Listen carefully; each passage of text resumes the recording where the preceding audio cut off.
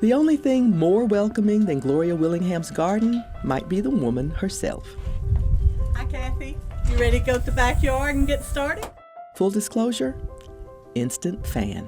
Gloria, you weren't born in Irving. You didn't grow up here, but you got here as fast as you could. Fast as I could. Tell us a little bit about your background. I grew up in a small town just outside, about 50 miles from Abilene. It's called Haskell. And it was about 3,000 people, so it was very small. Growing up, I was in a family of three, two sisters. I was the middle child, and I was the tomboy.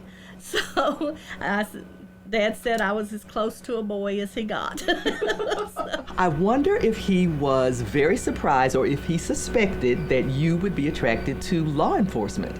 He was very surprised. When I was in college, I got placed at a job at the police department, working. They hired students to work like maybe 15 or 20 hours a week. And so I got placed in a job there as a clerk typist. And just loved everything I experienced there, getting to know the people, getting to see the personal side of police officers, reading the cases, because that's what I did. I typed up police reports. So I got a lot of background, you might say, on what police do from typing up the reports. So you work at the police department and you ultimately decide that you wanted to be law enforcement for a career. How did you come about making that decision? Well, I actually went into social work because that's what I had gone through school thinking I would do.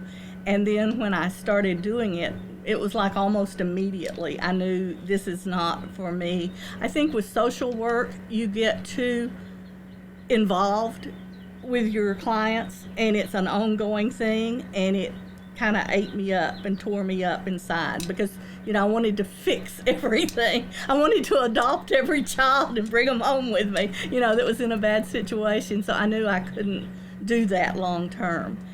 And but I still wanted to work with juveniles. And so I went to the Abilene Police Department and I asked them, you know, and they looked at me and they were like, no, we don't hire women. I mean, that's how long ago it was. But Gloria learned that Irving was looking to hire a female officer to work with juveniles. She applied and got the job. So they gave me like a 6-month probationary period. I know this is going to be hard for people to believe, but I actually worked for 6 months carrying a gun without having been to the police training. It's been a little while. Yes. I don't think that would ever happen nowadays. But after 6 months, they sent me to the police academy with 36 men, and I was the only woman in there. And of course, when you're in a situation where you're the only one of something, you have a lot more impetus to get you to do better. I was always trying to prove myself, and so I ended up being the valedictorian of that class. I think that you had some things in place, as you said, because you really wanted to do the job well, but you were also qualified. The normal path into police work would be to be hired as a patrolman and to spend 2 years in patrol, and then you could take the corporal's test and advance up and get into the detective division. But that was not the path I was given. So since I was working with juveniles, I had to be in the detective division, which was kind of backwards, you know, to come in and go straight into the detective division. So that caused a little bit of, how'd she get that when I've been here 2 years trying to get that? So there were some things to overcome. When I came to Irving, another kind of thing was I was the only person on the department that had a degree. So actually, I found out that Sam Houston University was going to start offering courses in Dallas. And so I went back to school to work on my master's in law enforcement. And when I did that, I talked with a lot of the police officers because some of them would give me kind of a hard time about, well, we don't have a degree. And I said, yeah, but you could if you wanted to. It's not anything special, it's just doing it. And I got a lot of them to start school. When I went back and started on my master's, a lot of them started working on their bachelor's.